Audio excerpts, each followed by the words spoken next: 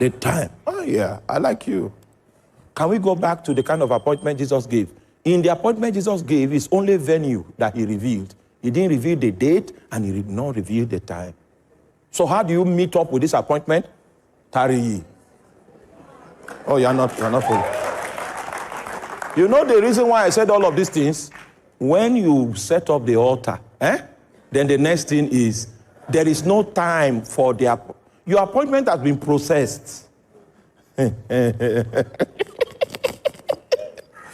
has been processed, but you will not be notified of it. The only way you can collide with the appointment time and date is what? Tarry. Please help me tell your neighbor, in consistency lies the power.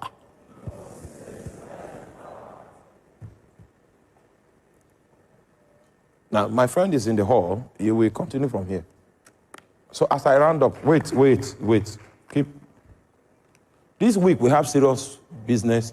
We have serious matters to attend to this week. Let me tell you my own personal testimony before I step down. Because the idea of this week is what you need to set up a personal altar. If all of us have a functional personal altar, the counseling line that appears before my table will reduce. Somebody sent me a message that all my sisters, their marriages are not working. They've gone back to their to our father's house. I want to come and say, what are you coming to see me for? So what will I? So I should now. Hey, you know why everybody wants to see me? Nobody wants to tarry. And I'm not saying this to stop you from seeing me. I'm not saying this to stop. I'm just saying that let us add tarry into this matter.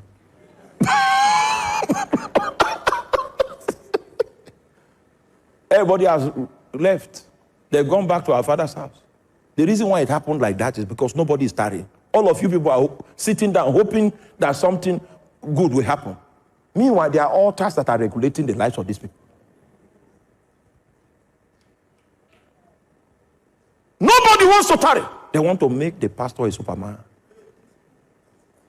So when he comes, he can press button and say, Galaboko, Galakoko, Gaya, Kaka. That is what they want to make a pastor. That's why most pastors are fake. They have gone to join themselves with Satan because, tell your neighbor, tarry.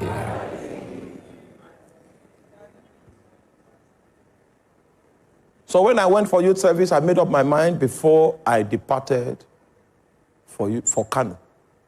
That I will pray the way I've never prayed before. I will fast the way I've never fasted. And I will give the way I've never given. That was my resolve. In order to help me keep my vow, when I got to camp, they stole my meal ticket. So the possibility of going back on my promise did not exist because the options were not many. May your meal ticket be. They stole my meal ticket the first night upon my arrival at the camp. So my fasting started almost immediately. Those were the days where we only had batch A and batch B. Batch A will come to camp in January, and batch B will come to camp in July. So we came to camp in January. The temperature of Kano that year was 11 degrees in the night. Now, do you know what it feels like? You want to begin a prayer adventure, and then the temperature now drops to 11 degrees. The meaning of 11 degrees is that it's very convenient for sleeping. If you don't have something that is more than a New Year resolution, the circumstances will make you not to be able to fulfill your vow.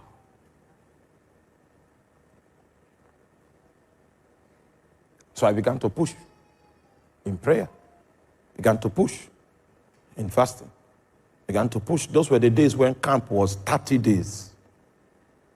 And after 30 days, we were released. I got to the place where my accommodation was, and I continued in my prayer and fasting. The place was conducive. I found a hill. That is where I used to climb for my prayer. So when I come back from work, sometimes I come back from work by 5, I climb the mountain. I come back from the mountain by 11, sometimes 12 midnight, some other times. And I maintained it on a daily basis.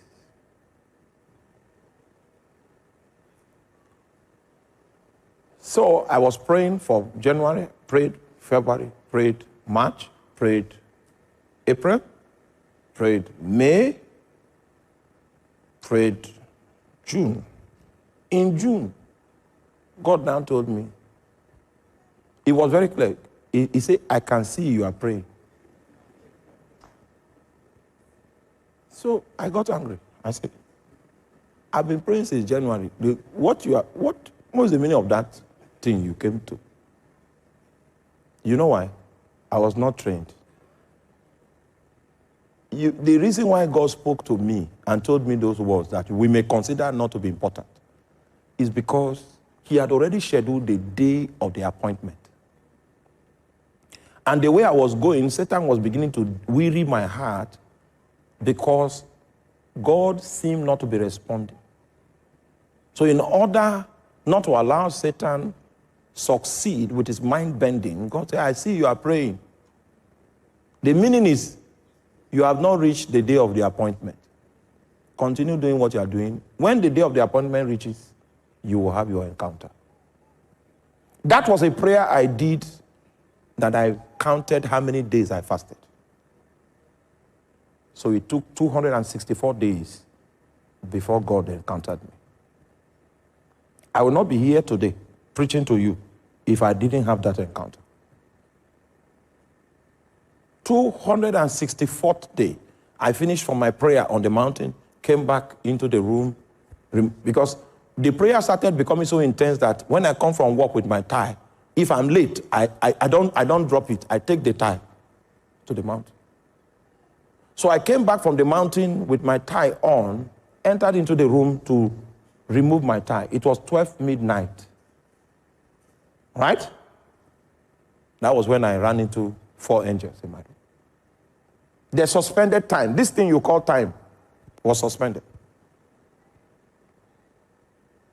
I was going into the past and into the future. They were taking me into the past and into the future, into the past and into the future. They left me by 3 a.m. in the morning. What I'm telling you is on the 20th of October,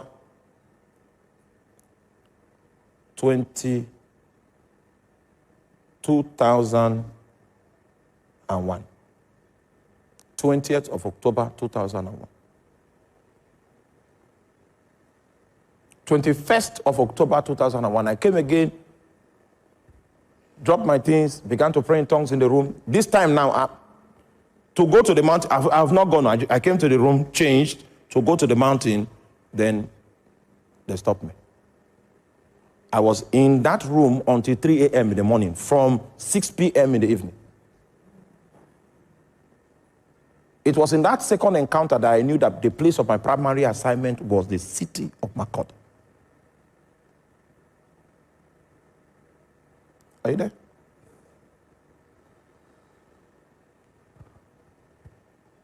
That's how divine direction came to me. When you start with a vow. If you continue, you will hit an encounter of your appointment. The day you hit the encounter of the appointment, the second point I want to raise starts.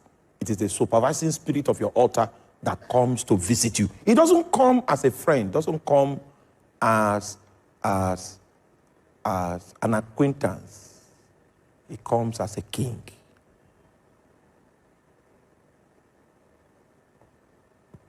It comes to prescribe. It comes to give you direction. He opens your eyes to see that you are off track. Are you there? So the human attendant must commence his assignment of priesthood with a solemn vow. This flame that I've kindled now, it will never go out. Go and study the temple. You will see a flame there that they commanded the priest that this flame should not go out. Priesthood is a lifetime thing. It's not hit and run. If you are not ready to begin, no problem. Go become a nominal Christian. But the day you get ready, just know that this fire that I'm kindling now, I will kindle it for life. If you are not ready for that challenge, don't worry. It's not for everybody. 264 days before God came.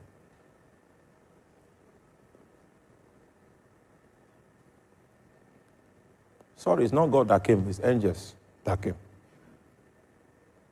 When I started encountering angels, I was so happy because my power ministry now started at that point. I preached for 5 years with power before it occurred to me that it was not angels I was praying to encounter. It was Jehovah I was praying to encounter. So I repented. Are you there? And came back.